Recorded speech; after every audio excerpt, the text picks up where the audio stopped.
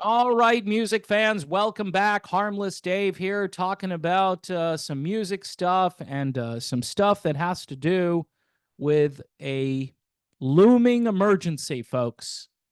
An emergency was declared, or it's an ongoing emergency that hasn't ended.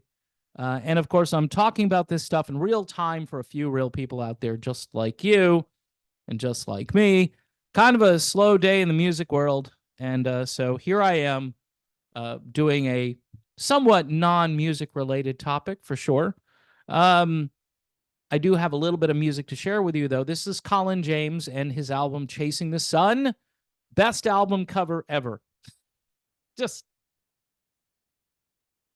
with a whole hand on the head there. Could be stress, could be wiping his brow from playing guitar. I don't know. But if you like blues and you like rock, this is a great combination that you'll find on the Colin James album entitled Chasing the Sun. Now, the emergency I'm talking about here is today, which was actually back on August 30th. But here's the press release. Today, the U.S. Food and Drug Administration has granted emergency use authorization, otherwise known as an EUA, for an updated version of the Novavax. Now, in the past, I've tried to stay away from the V word. I'll probably get one of those little fact check boxes that will appear underneath. Hopefully, they're not going to block this video, because I'm not going to be saying any negative things about the super safe and effective product. I just want to know why they're doing another emergency use authorization for this. What's the rationale here? I don't understand. They say they need to do this because they need to find something that more closely targets currently circulating variants to provide better protection against these serious consequences of the thing, including, of course, the two biggies here: hospitalization and death. I haven't seen any case counts on TV. I haven't seen, the death ticker like we did a couple of years back where they were counting how many people had died. How come they don't do that?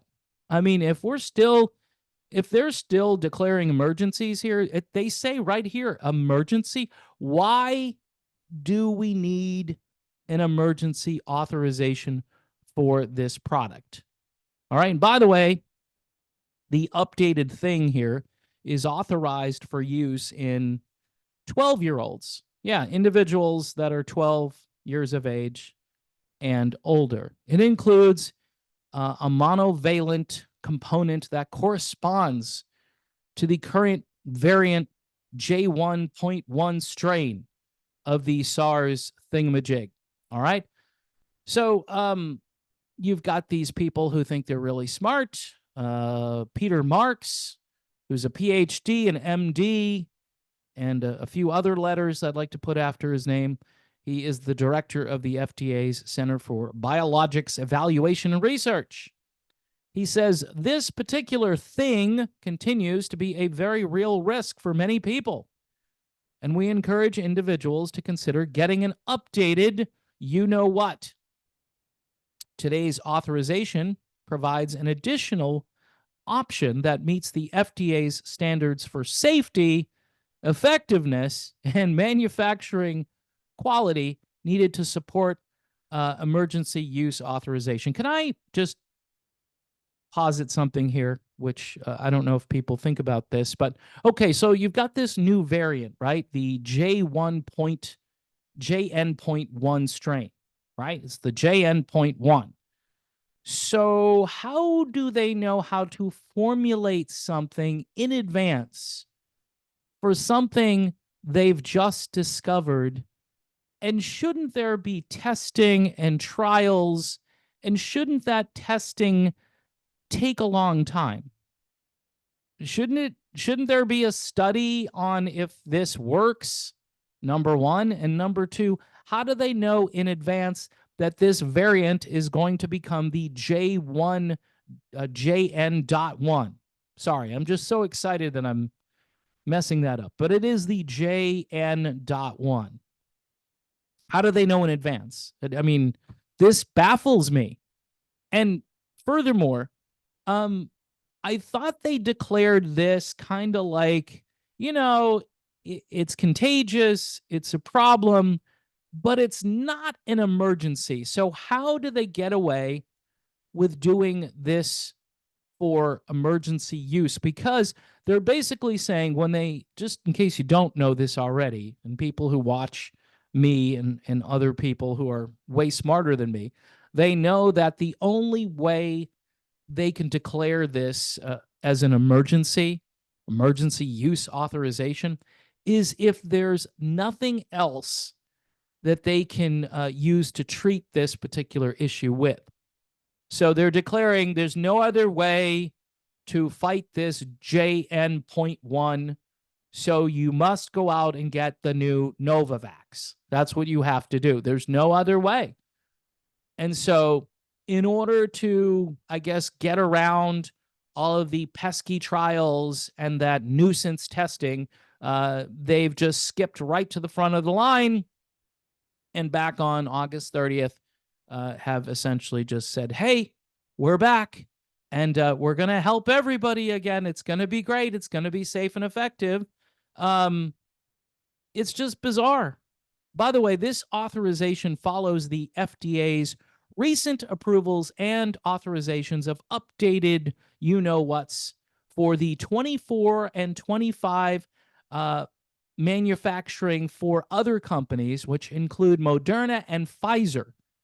So get ready. You're going to get more approvals and authorizations for those companies who apparently, again, know in advance exactly how something's going to mutate. Because in order to formulate something to be safe and effective for something that, hasn't occurred yet, and by the way, these strains, they occur, I believe, naturally. They don't occur in a way which you can predict, though. So how would you know, again, how to formulate a potion for something that hasn't emerged yet? I'm just curious. That's just a question you ought to ask your pharmacist. Like, hey, how do they know in advance how this thing is going to turn out? Anyway, individuals 12 years of age and older who have never actually taken one of these things are eligible to receive 2 doses, right? And you can get them 3 weeks apart. Isn't that just glorious? So anyway, I'm just wondering what the emergency is. The emergency is this is the only way they can get approval for something this quickly. So they're using the same template they used in 2020 and 2021 to convince people, hey, we're working as quickly as we can to keep up with this. And we're just going to bypass that old-fashioned thing we used to do called long-term trials and testing. And if that doesn't scare the crap out of you folks, I don't know. Maybe we're just going to go along with it. Again, I think the uptick, though, on a lot of these newer products has been much lower than the initial rush that everyone had back in 2020 and 2021. And I think there's a reason for that. And I'm not sure I can actually tell you what that reason is, but I think most people know that there is a trust issue, and there should be. People should be skeptical. They should be hesitant, as people like to say. Are you hesitant? Yeah, I'm really hesitant. I'm so hesitant, I'm not going to do it. How's that? A hesitation would mean that you're going to eventually move forward, possibly. When you hesitate in your car, you might slow down, but then you'll pick up speed again and get to your destination. So they seem to want us all to go to the same destination. And the other myth that is in this entire EUA or whatever it's called is that there's nothing else one can do to protect themselves from this brand new JN.1. There's nothing else you can do. Just like they told you there was nothing else you could do in 2021. And then they told you how the horse paste was bad and the bleach was bad. And I'm just being facetious with those words. I'm using some sarcasm to make a point. No, I don't think it was bleach, and no, it wasn't just horse paste. It was um, a Nobel Prize winning medication that you weren't really told about. People use medications off label all the time. And that's why you have doctors, right? Smart doctors, not doctors who are paid off by pharmaceutical companies like Novavax, for instance. So, anyway, just figured I'd throw it out there. It's Labor Day. So, you can strain, you can labor over thinking about this, and just wonder for a second, why is there still an emergency? When does that emergency stuff end? It's kind of like when they authorize a war. We use the same war authorization that we've been using now for like 20 years. Like there's a terrorist over somewhere, and rather than declaring war, they just say, hey, George Bush, he authorized this back in 2002. So we can just piggyback off of that. So it's the same concept. We go from the military industrial complex to the medical industrial complex, and we just keep moving forward. And people are enjoying their Labor Day weekend, and they don't know that, yes, we're definitely still in an emergency.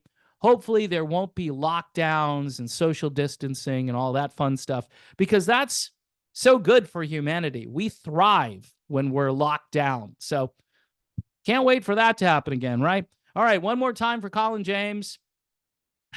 That's the music portion of the video. This video brought to you by Colin James, Chasing the Sun. It's blues and it's rock and it's good. It's super well done. Great vocals, great music, great songwriting, great song choices all the way through this collection. And I'm thinking, you're definitely going to like it. And if not, you get a full refund, right? Because when you stream something, you're really not paying for it. So if you want to purchase a copy of it, sure, try it out. Listen to it before you buy it. You can do that every single time now and not waste a dime, right? And I would try to support the artist because it's the old-fashioned cool way to do things. All right. Speaking of old-fashioned, it's me, Dave. Thanks for watching. Please don't forget Patreon. We're in a new month. Things are starting to slack, and I understand the economy is horrible and people don't have the $1 a month. They don't have the $2 a month. Buy Me a Coffee has been pretty good, but unfortunately, I can't live on coffee alone. I need patrons. I need YouTube members. Unless, everybody who is subscribed wants to buy me a coffee, like one coffee a year. That might work. That might actually work. But yeah, I need support. So I hate to keep asking for it, but it is what it is. So again, thanks to everybody for watching. God bless everyone. Again, stay away from CVS. Stay away from Walgreens. There's no need to go to those places. Stay away. Get some sunshine. Get some vitamin D.